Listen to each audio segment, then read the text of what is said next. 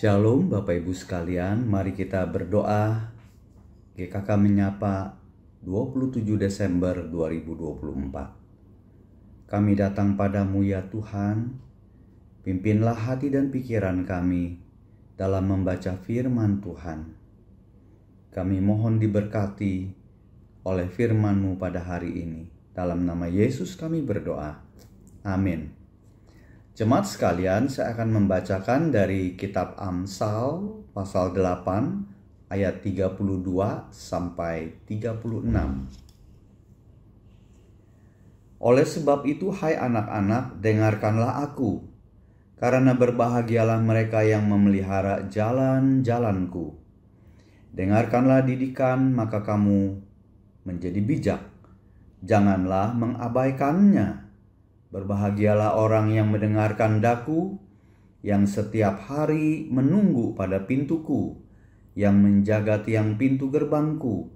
Karena siapa mendapatkan aku, mendapatkan hidup, dan Tuhan berkenan akan dia.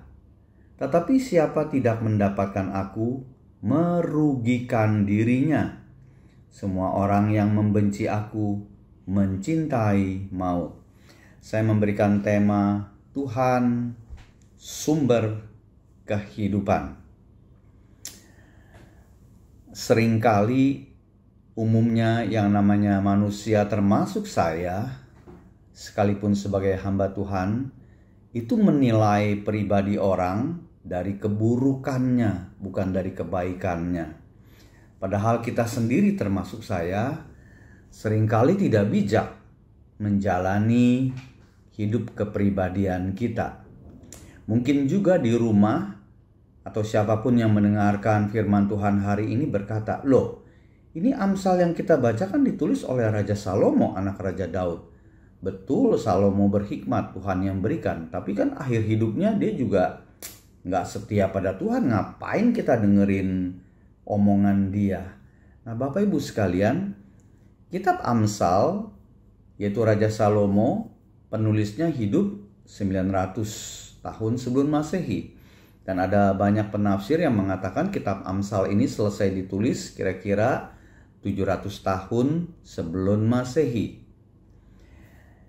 Amsal, Salomo ini bukan merujuk kepada dirinya, tetapi dia sedang merujuk kepada Allah pencipta. Atau kalau di dalam Kolose 1 ayat 15-16, bukankah dikatakan bahwa Yesus Kristus adalah gambar Allah yang tidak kelihatan, yang sulung, lebih utama dari segala yang diciptakan. Segala sesuatu sudah diciptakan di dalam Dia, di dalam Kristus. Itu Paulus yang menulis. Dan di dalam kitab Kejadian 1 mengenai penciptaan bumi ini, itu juga Musa mendapatkan hikmat dari Tuhan. Jadi ini melulu tentang hikmat Tuhan, yaitu Allah pencipta yang sudah menjelma menjadi Yesus Kristus. Nah, Bapak Ibu sekalian, Amsal menegaskan bahwa untuk menjadi orang yang bijak dan berbahagia, maka kita harus mendengarkan didikan. Mendengarkan sama mendengar lain ya. Mendengarkan tuh menyimak, menyimpan dalam hati, dan melakukannya. Kebahagiaan yang dimaksud bukan kebahagiaan yang semu yang ada di dalam dunia ini, tapi adalah kebahagiaan yang sejati, yaitu mereka yang mendengarkan didikan Tuhan dan memeliharanya dalam perjalanan hidupnya. Itu di ayat 32 tadi kita baca. Nah, Bapak Ibu sekalian, maka penting sekali bagi kita umat manusia, terutama yang sudah di dalam Kristus, untuk mendengarkan nasihat dari Allah melalui firman-Nya. Dengan cara kita menaati firman Tuhan, baik mendengarkan khotbah ibadah minggu maupun saat teduh saudara-saudara sekalian, saat teduh pribadi. Dengan cara mendengarkan dan menaati firman Tuhan. Kemudian bagaimana seharusnya kita merespons didikan Tuhan? Kitab Amsal telah memberi gambaran, saudara, dua hal. Yang pertama, bentuklah pribadi kita, saudara dan saya, menjadi pribadi yang berhikmat. Dengan cara apa? Ya setia mendengarkan didikan Tuhan melalui firman-Nya. Dan yang kedua, peliharalah kehendak Tuhan dan berusahalah menjadi pribadi yang bijak setiap kali saudara dan saya menjalani hidup keseharian ini. Dan tetaplah percaya bahwa pribadi yang selalu berpikir baik akan selalu merasakan kebahagiaan dalam hidupnya.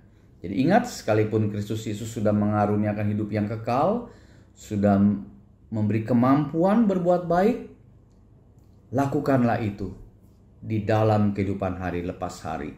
Tuhan menolong kita. Mari kita berdoa. Hamba-Mu berdoa buat kami semua, jemaat Tuhan GKK yang di dalam pergumulan hidup, baik sakit penyakit, masalah keluarga, kesehatan. Tuhan menolong, Tuhan melawat jemaat-Mu. Tuhan sembuhkan, Tuhan pulihkan, Tuhan hiburkan.